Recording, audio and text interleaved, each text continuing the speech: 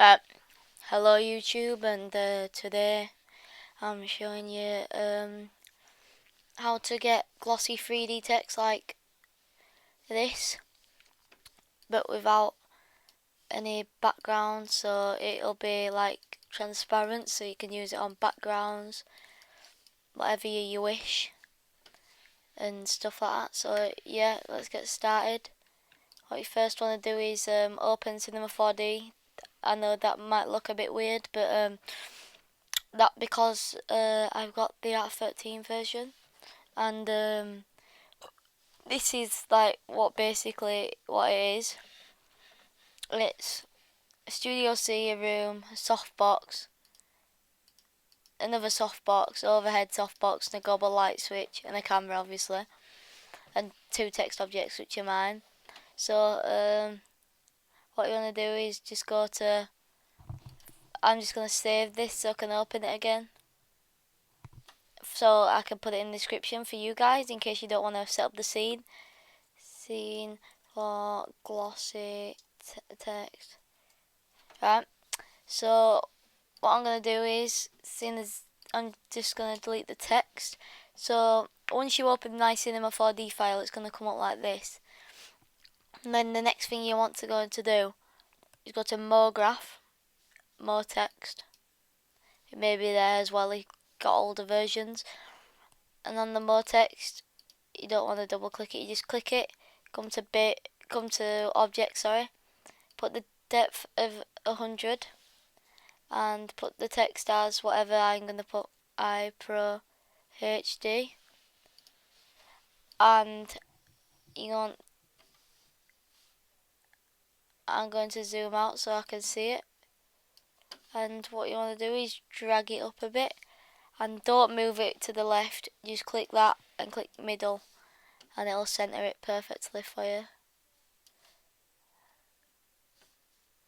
So yep, and the next thing you want to go do is change the font. I use Bay Bass font because it's a very nice font. And if there's lots of spaces and you want to, you can leave them if you want. If you want to, you can drag this down, make them closer.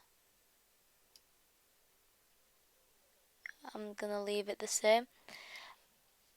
And then what you want to do is basically put the depth up to about 150 so you can see the lines down the back. If you get what I mean, like the lines there, you can see them. So yeah, once you've done that, you just want to line it up, and you want to Control C or Command on Mac, and Control V or Command on Mac, Command V, and it will duplicate it. And then on the Motex .1, you're going to want to come to caps, start cap, change that to fillet cap, end fillet cap, and just leave it like that. Or no, in fact, just drag it back a tiny bit, just a tiny bit like that, and you'll see why in a bit.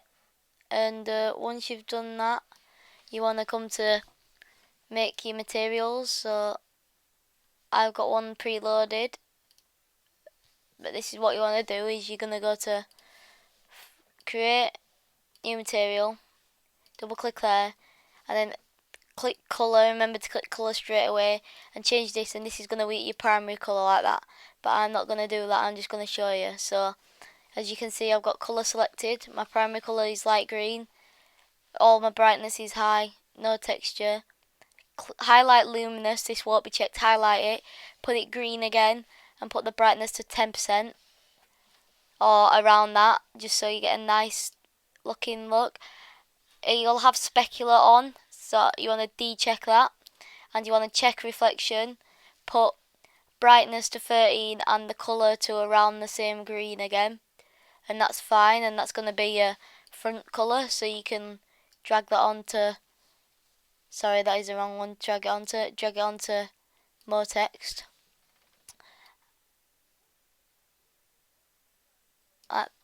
I dragged them, never mind, just do the materials before you do the dragging. And then what you want to do is create another material, but I've got a preset here, and you're going to make this one black or any dark colour on the colour, and put the brightness to 100. Decheck specular again, put luminance, brightness 10%, black again or dark colour. And I put like a dark grey, but I put the brightness to 10%. And on this one, this won't be here. You're going to go to texture, Fresnel, and it'll load up this. And it'll be like this, and you just want to bring the strength down to 12%. And then you want to drag that onto the back. And it's like, you got some nice text there. And if I'll just do a quick render. Oh, and if this comes up, just click OK, it'll be fine. It won't ruin it or anything. It'll just make the text. It just won't render the text.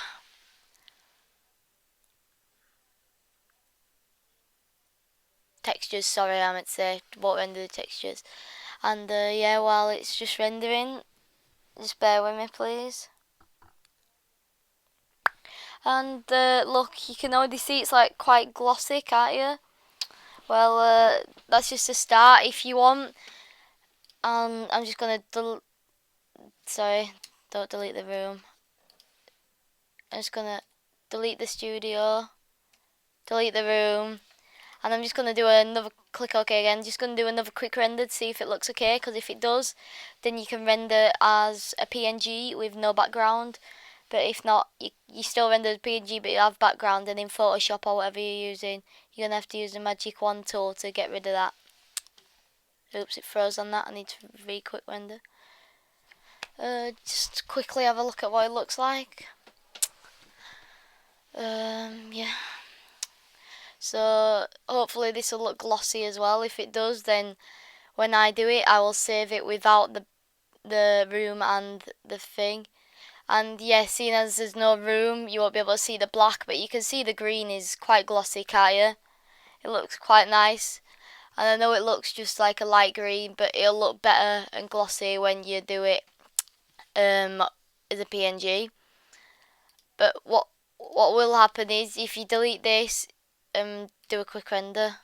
Okay, hurry up. But when you have the black and you've quick render, it'll look really bad. But yeah, that's the first things that you want to do. And I'm just going to go Z to bring back the black.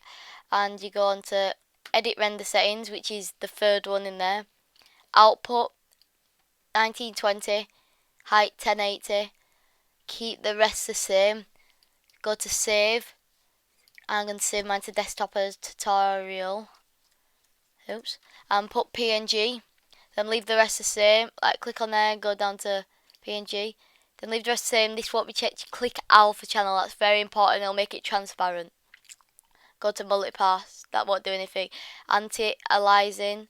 I think this will already be checked. But if it's not, then go to best 1 4x4. Options. Keep all of them the same.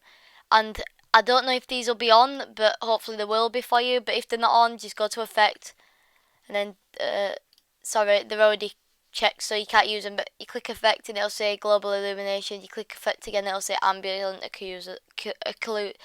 occlusion or whatever. Sorry about that, but yeah, it'll say them. And then when it's done that, if you render, I'm just going to overwrite, and it says okay. Yeah, so it's rendered for me as my text. I'm just going to close that, but I'll show you the error. The error is if you render, sometimes it'll come up saying GUI something something, can't remember what it is, sorry. But then what you want to do to fix that, you just go to render settings, click on global illumination, go to a radiant cache file, and this won't be checked. You click custom location, then save it wherever you want. It can be basically anywhere, like desktop, or I'll just save it to desktop, say error, and that'll stop the error. Look, I can redo it and everything, so yeah. Yeah, YouTube, oh no, sorry, I'll just show you what it looks like in Photoshop. Keep forgetting what to do. That's what it looks like, but that's the scene. There we go. That's it.